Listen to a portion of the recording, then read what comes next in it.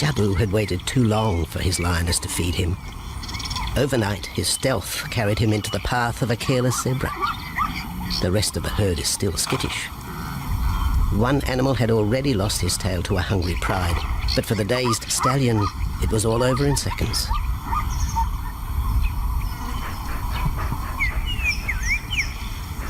The big male watches his kill from a distance, exhausted by the chase, exhilarated by the sport.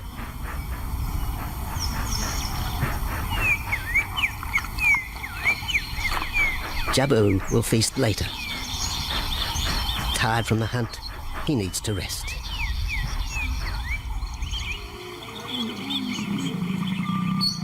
But his prey will be safe. Few scavengers will risk the sudden return of the Lion King.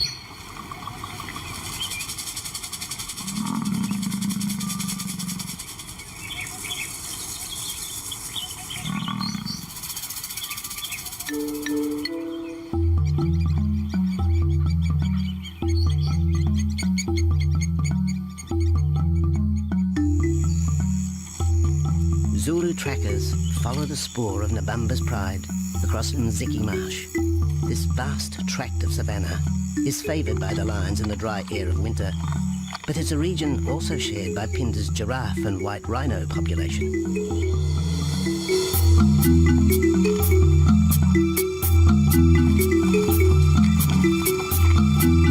Through modern times, most of southern Africa's wildlife has been ravaged by hunting and habitat loss. Farmland, overgrazed and buffeted by domestic stock, has ripped the heart out of the original bush.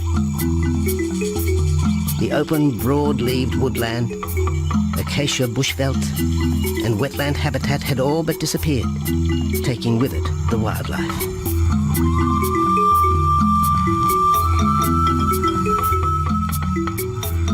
A few years ago, the Pinda project was born. 17,000 hectares of farmland bought up in KwaZulu-Natal along South Africa's eastern seaboard.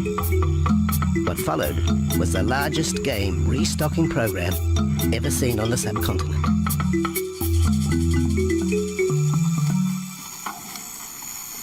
The land was overgrazed to a certain extent and it wasn't in very good shape. They put all these farms together, put a perimeter fence around it, and then brought in a lot of game. And we brought in elephant, we brought in rhino.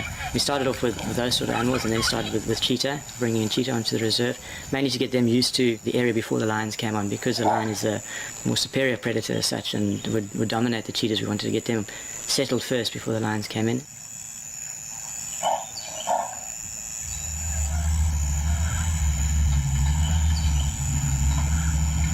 Andrew Lewis is habitat manager at Pinda, one of those committed to the restoration of southern Africa's ecosystem. Pinda is the Zulu word for return, and the aim of his company, Conservation Corporation Africa, is to return the land to its traditional wildlife and at the same time restore the habitat to its original state.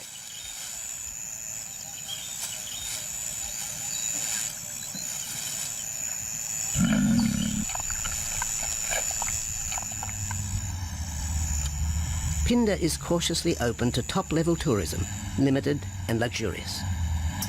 Dreams of extending the green frontier require funds, and the reserve's lion pride has already earned its keep.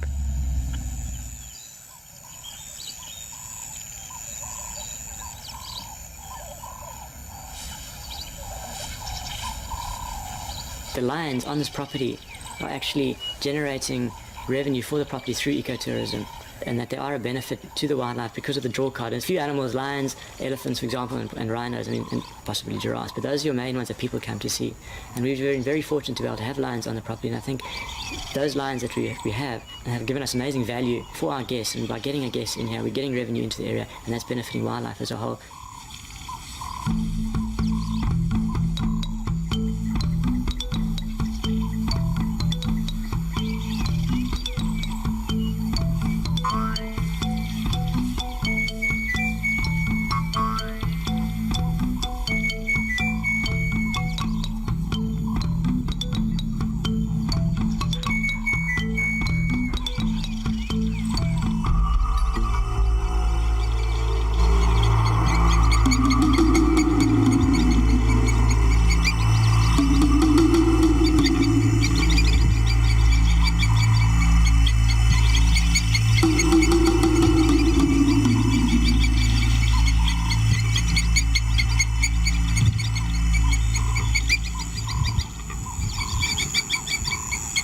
Jabu has returned to his kill. He licks the bloated carcass, but still there is no feeding. Lions will gloat over their prey, delaying the first bite until the meat ripens.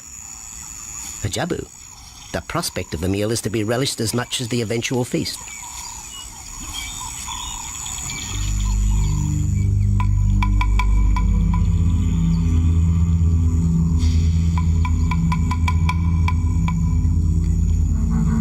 Meanwhile, Nabambo's pride is on the prowl. The older cubs are 10 months now, weaned, but still dependent upon Nabambo for food.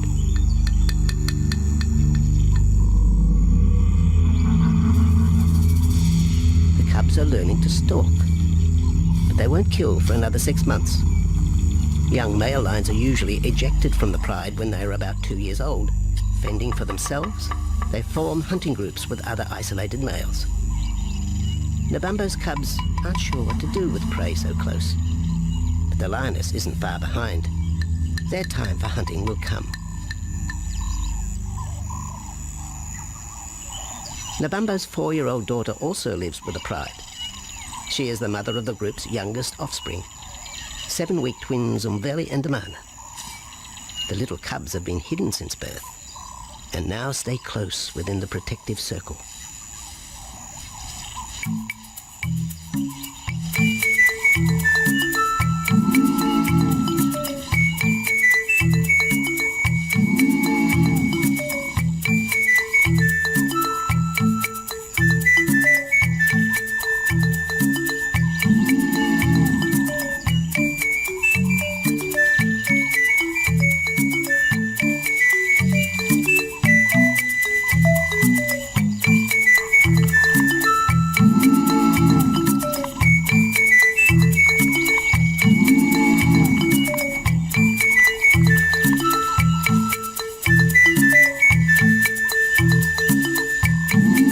Jabu has little time for his small cub. When he is older, Damana will hunt with his father, but for the moment, the big male has nothing to do with his young son. Dejected, the cub finds solace among his siblings.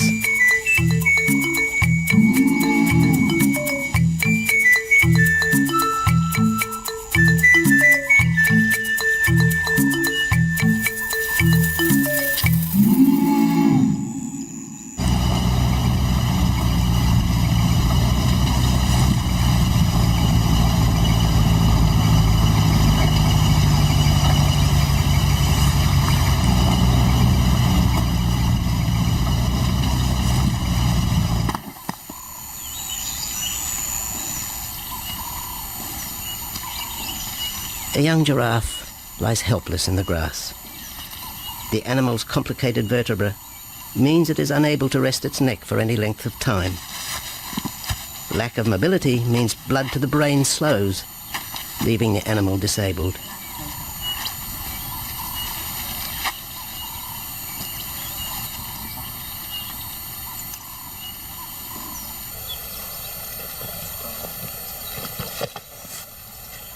Efforts to lift the head fail, and rather than leave the giraffe vulnerable to predators, the young bull is shot by rangers.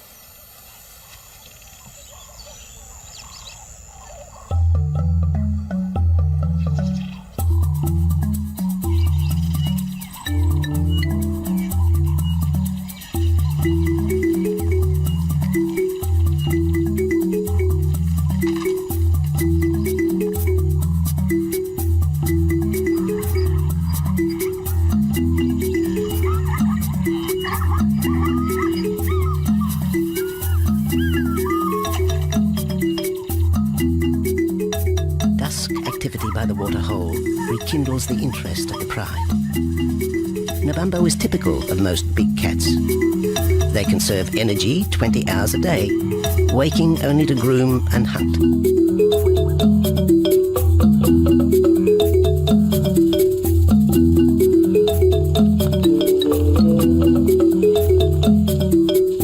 The lioness shows little sign of her injured leg, but the tusks of the warthog have torn sinew and muscle, slowing her in the pursuit of prey.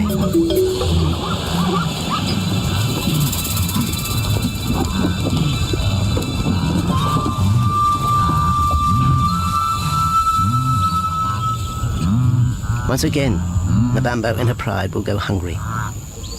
But the big lioness senses another kill nearby. A young giraffe slain by humans will provide meat for her cubs. Leaving the pride, Nabambo follows the scent.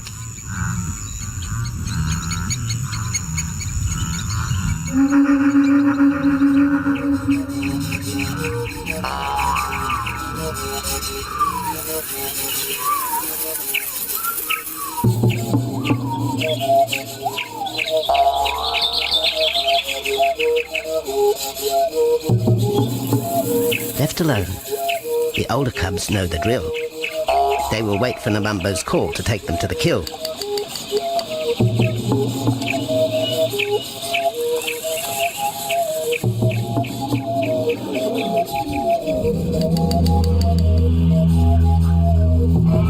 The day moves into shadow.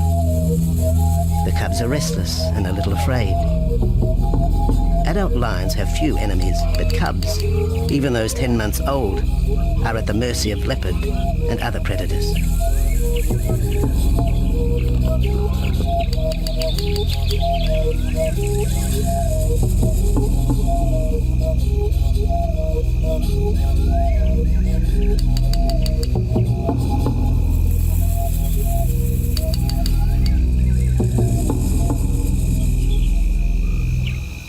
Nabambo has reached the kill, but her daughter is there first. Even though females hunt together, rivalry for the prey is fierce.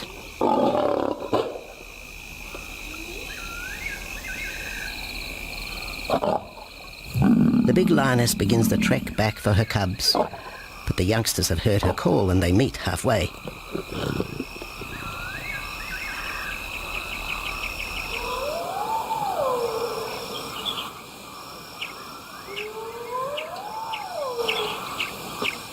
Nabambo settles herself in the long grass. The cubs are unfamiliar with her behavior.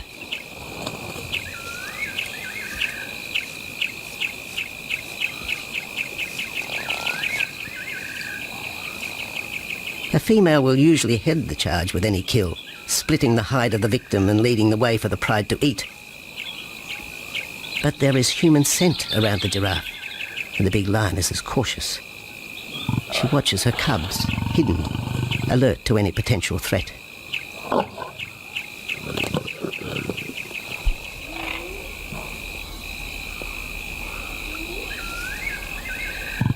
The cubs are curious, confused by this new smell.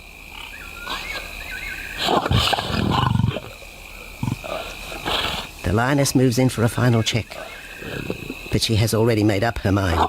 The carcass is tainted. There are foreign traces, a dangerous ambience. Instinct tells her this is not food fit for her cubs. Disappointed, Nabambo moves away, the scent of another night stalk already in the wind.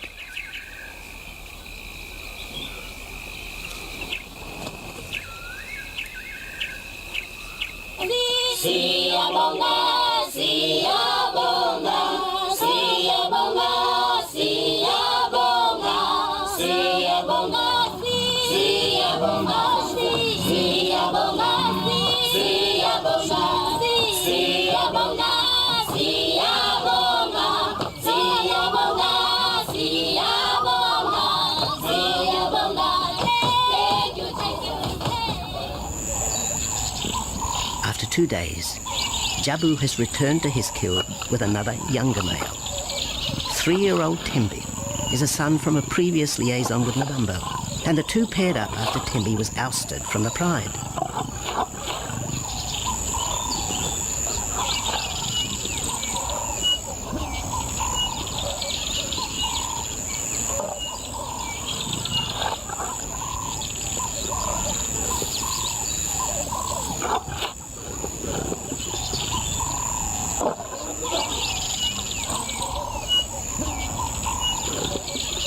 Pride males are lazy and will gladly let the females track down prey. But the theory that males won't hunt is a fallacy. Any hungry male will hunt for himself when no free lunch is provided by the lioness, hyenas or other predators.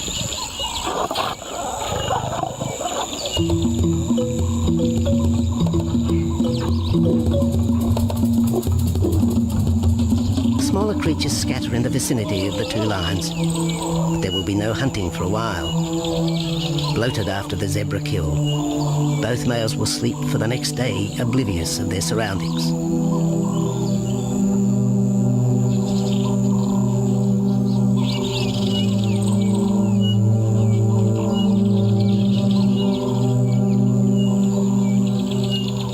Lions hunting in pairs or groups have a success rate of around 30% in daylight, but studies show single hunters are more successful at night.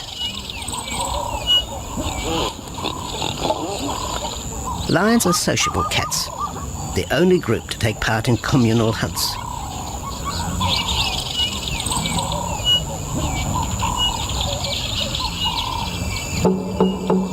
Ambush is an important part of the lion's strategy. Often one pride female will round up the prey from the front, driving it towards a second lioness.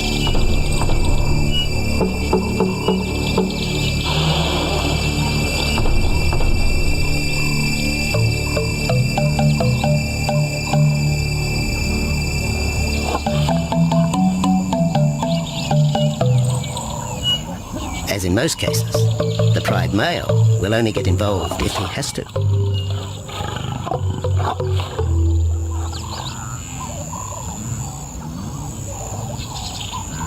Accidents involving humans are rare in southern Africa's game reserves.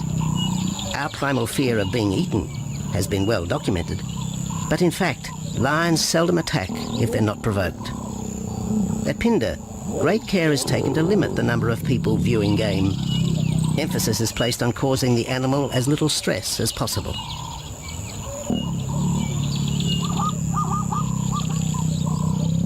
Man isn't a part of their natural food source. They don't normally go out and hunt people.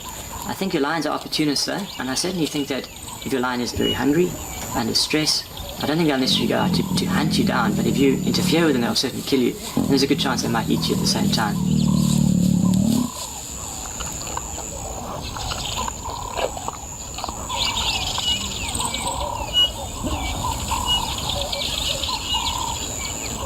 With all animals, it's how you treat them is what's the reaction you're going to get back from them. Certainly at Phinda, all our guides go through a training course and they're all brought up to a certain standard. There is a certain operating ethic with regards to viewing animals, and we certainly try and be as sensitive to the animals as possible.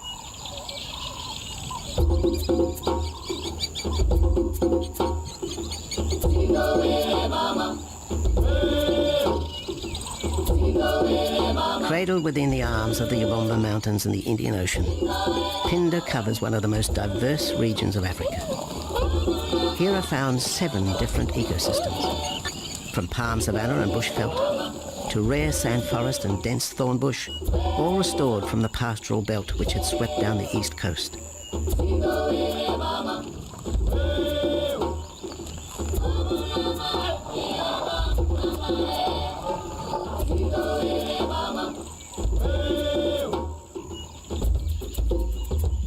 Where cotton, pineapple and cattle farms once stood, lion now roam their habitat again, alongside some traditional neighbours.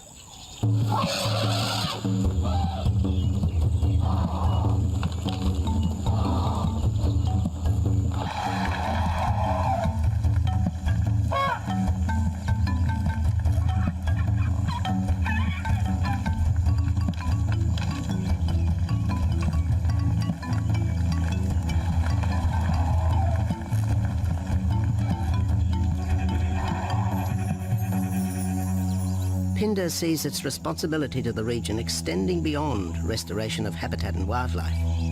It provides schools and a clinic for the local Zulu community, as well as employment.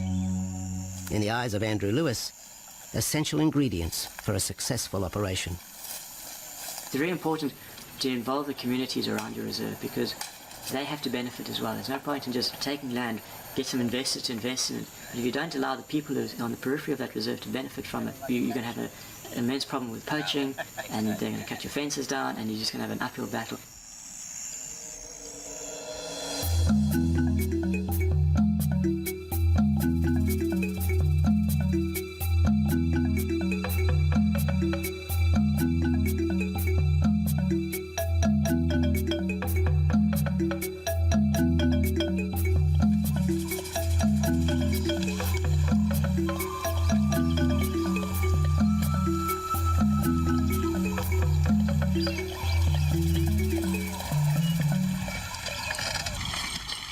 In 1992, the Pindar lions were among the first of the big 5 animals to be relocated to the reserve.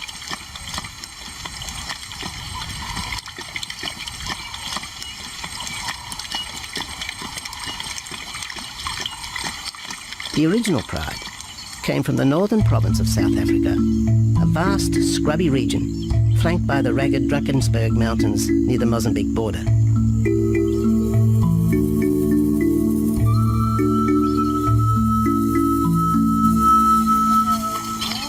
Peter Rogers helped round up Pindar's first pride, handling the lion's capture and subsequent move south.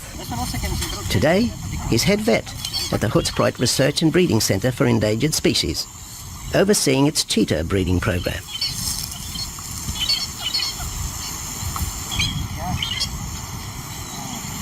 But it's the discovery of what's believed to be a long extinct strain of lion that has put Peter's centre on the map. We were involved in the rescue of these circus animals that came down through Africa and were abandoned in Maputo. We were just founded by an animal welfare group called Animal Defenders based in London. And they said, could we just keep these animals temporary? First they mentioned tigers, and then they came back and said, well, there's 6 lions as well. So we said, yeah, we could hold them temporary just until they found permanent homes for them, but basically get them out of the predicament that they were and the shocking conditions that they were in Maputo and Mozambique.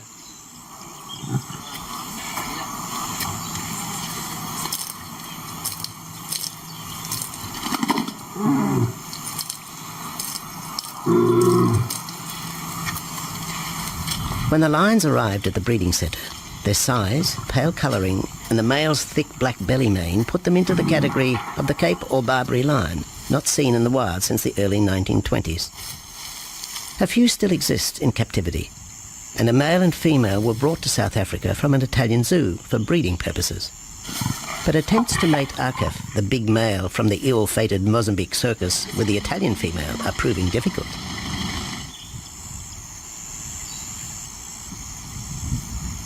Akef is overprotective, even preventing the lioness from eating when the meat truck arrives.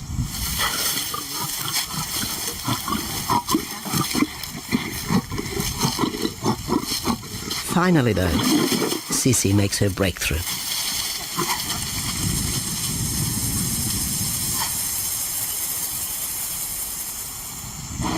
We'll see you up in the front there, Mark. You're going to go to that sort of middle central area. Where are you going to go? In the next enclosure, Arturo, the Italian Barbary male, is about to be sedated. His attention to his sister Cece through the fence is hampering mating efforts, and Peter Rogers is keen to move the big male.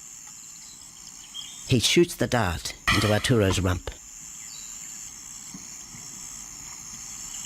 Arturo has been sterilized, but while his breeding days are finished, he'll live out his days at the centre. 1.5 minutes now, so His female companion, another Barbary from the Mozambique circus, is drawn away by the meat truck.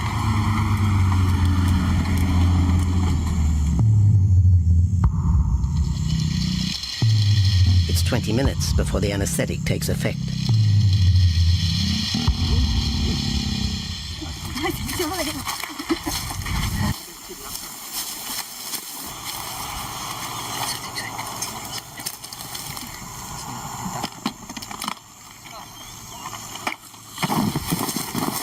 it's nice to be the supervisor.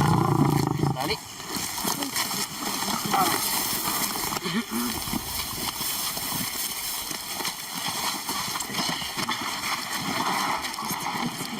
You'll need all your help at the bottom just to put him back into the cage, okay? 1, 2, 3. Yeah.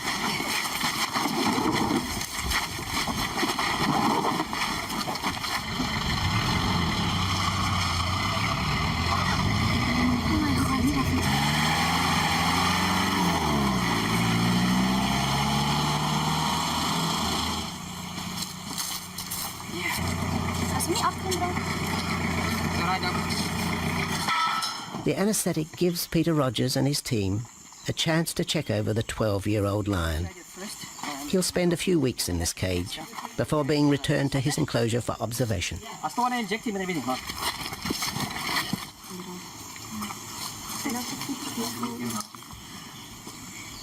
It's very exciting to be part of this project because they feel that there are perhaps not many Barbaries, if any, that are really pure, that are left even in captivity. They feel that over time other animals from other genetic bases are brought in. So there's a big project afoot, Oxford University, to do the genetics. So that's just getting off the ground now. Okay. Just put under the skin and the neck if we can find the skin under this big beard of his. Normally lions wouldn't have this many ticks, but being from Italy, a European lion, he doesn't have that innate or inherent resistance to ticks. It does come with time. Like a bit of a bit like this. So what we can do is put him in there and roll him over inside there. Immediate term now is to get these ones to breed, and we'll take it day by day from there and see how it goes. But the prime object initially was just to get these animals back into good health, and it's developed into something a lot bigger. It's a deadline.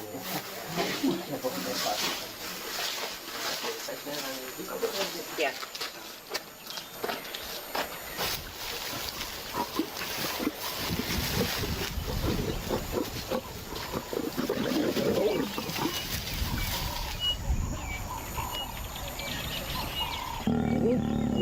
While the breeding centre's lions are healthy, it's not the case a few kilometres away in the Kruger National Park, where TB has ravaged half the population. Infected buffalo have been blamed for the outbreak, primarily in the south of the park, and attempts are being made to fence off the diseased area.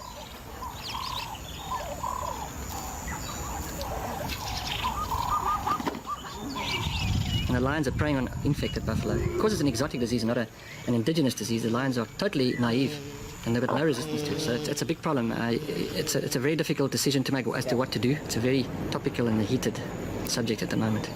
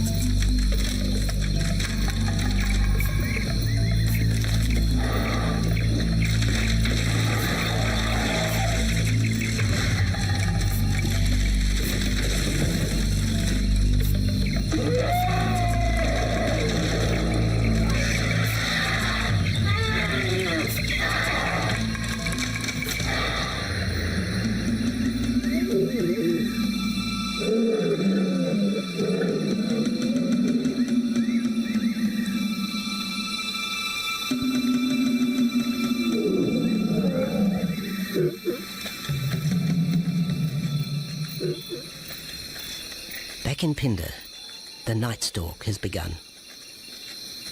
Nabambo keeps her cubs close.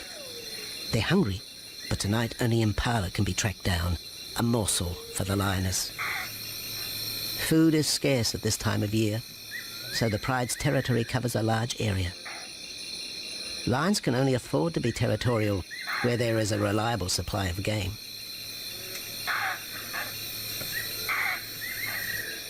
Jabu wants to mate. He's been with his pride for nearly a year now. But Nabambo would prefer a larger group of males around her. Eventually, though, Jabu will have to join forces with other males to have a chance of keeping this pride. The big male is only 7 years old and a fine specimen, weighing in at just under 200 kilograms. For the moment, he's secure. Although tonight, Nabambo has hunting on her mind.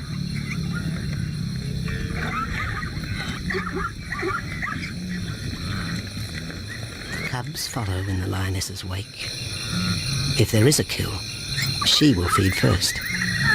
Often, weak cubs lose out to a hungry mother. High juvenile mortality rates are the result of lean times.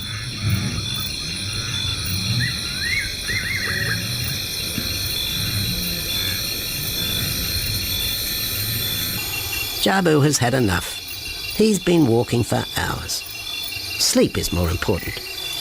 And the zebra he ate 2 days ago will suffice for another night.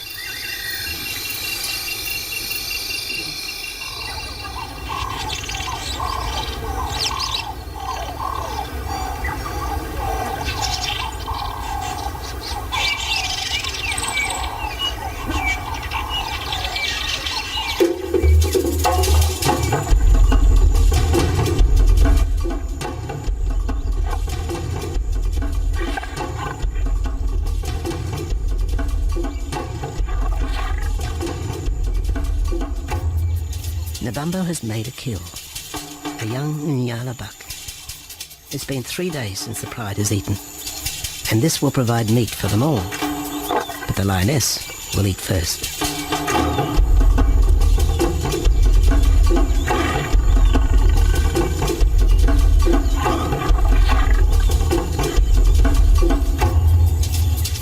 The cubs know the routine. They will get their turn. But Nkosi is hungry. He creeps towards his mother. As the biggest of the cub,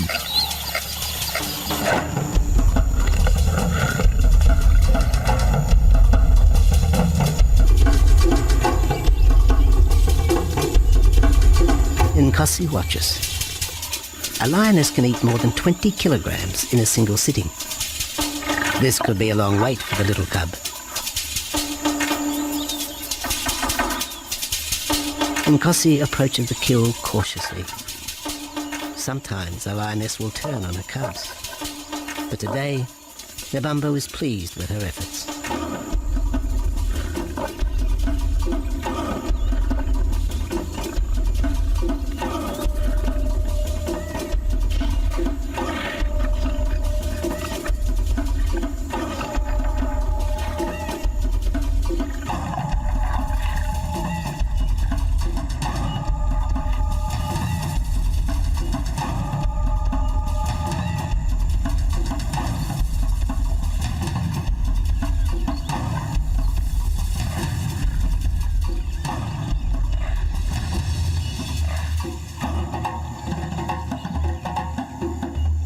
Nabambo has had her fill, for the moment anyway. Lions never eat the stomach of a kill. She will bury it before dragging off the carcass. This way, hyenas and other predators are thrown off the scent. The evidence has been buried. The carcass is no more.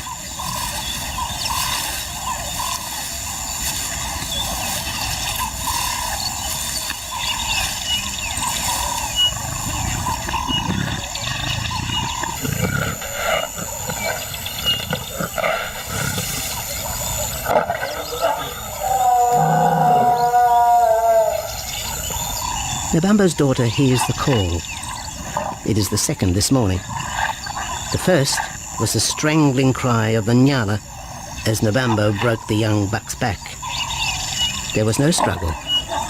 The big lioness is a seasoned hunter.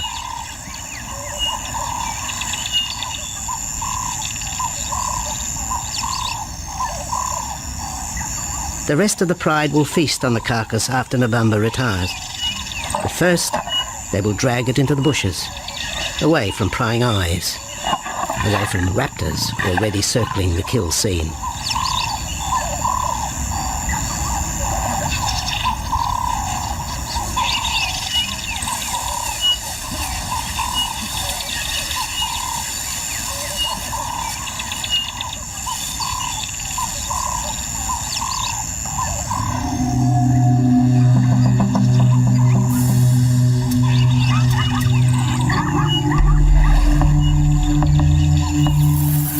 Kill has created a nervous edge. Even the hippo, its bad temper legendary, is flustered, anxious to protect its waterhole. Wildebeest are a favourite prey for lions. Naturally, they feel vulnerable. But for the pride, there is no agitation. Gorged, they will sleep for the next day.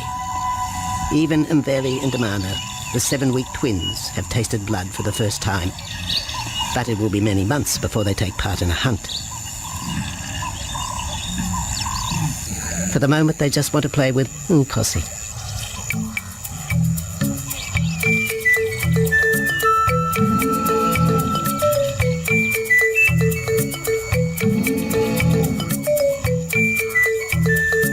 The older cub is beginning to take on the shaggy mane of the bigger males. Within 18 months, he will be hunting with them, competing for his own pride. In the meantime, though, he has to contend with his young siblings.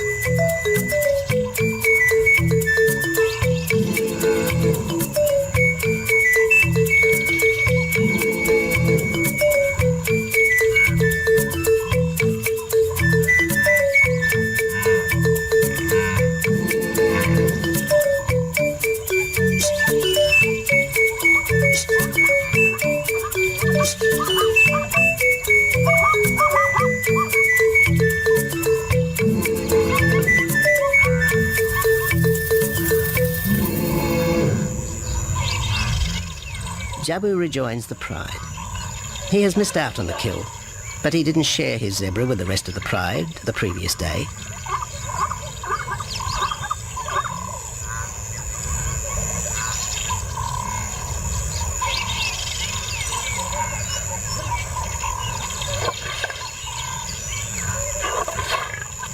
A half-hearted attempt at mating, but the big lion's attention is drawn to a curious onlooker. With the pride so close, the giraffe won't be sitting for long. Drinking and sitting is when they are at their most vulnerable.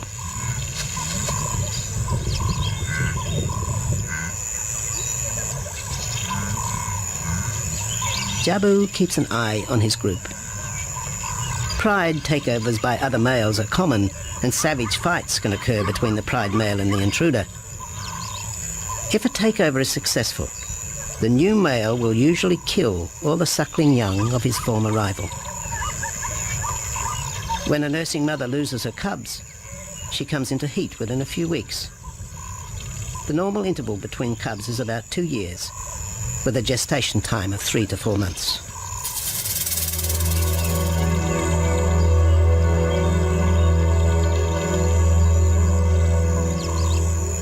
Jabu marks his territory, but it may soon be all in vain. A fresh infusion of lion genes is necessary to avoid the effects of long-term inbreeding. It's likely Jabu and his son Tembi will be swapped for males from another game reserve. This will broaden the bloodlines of future lions and avoid the genetic risks currently facing the pride at Phinda.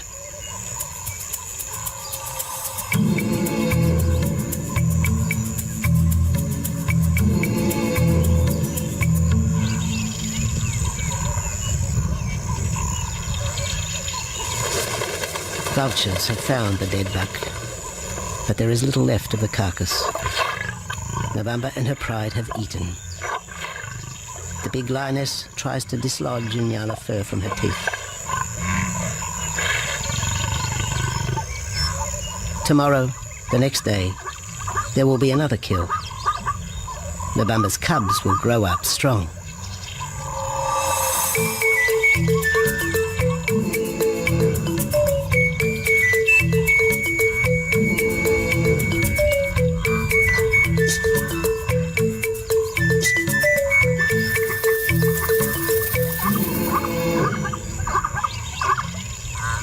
The lion is the greatest of all predators, the essence of all that is Africa. And yet, there are fewer than 50,000 left in the wild. The future for the species lies in managed reserves such as Phinda. Here in Zululand, the lion roams free for the first time since the beginning of this century. At Phinda, the philosophy has always been simple. Africa's wildlife land, undervalued and underutilized, is the continent's most precious natural resource. Focusing on the animals, their habitat and local communities is just the beginning of an African renaissance. Phinda is, after all, the Zulu word for return.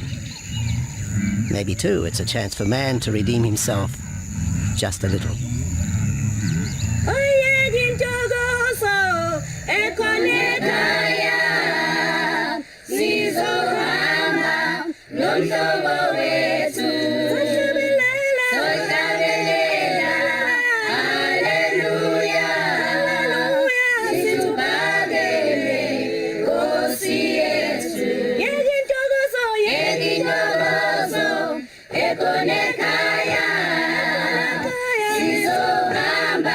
Sokabelela,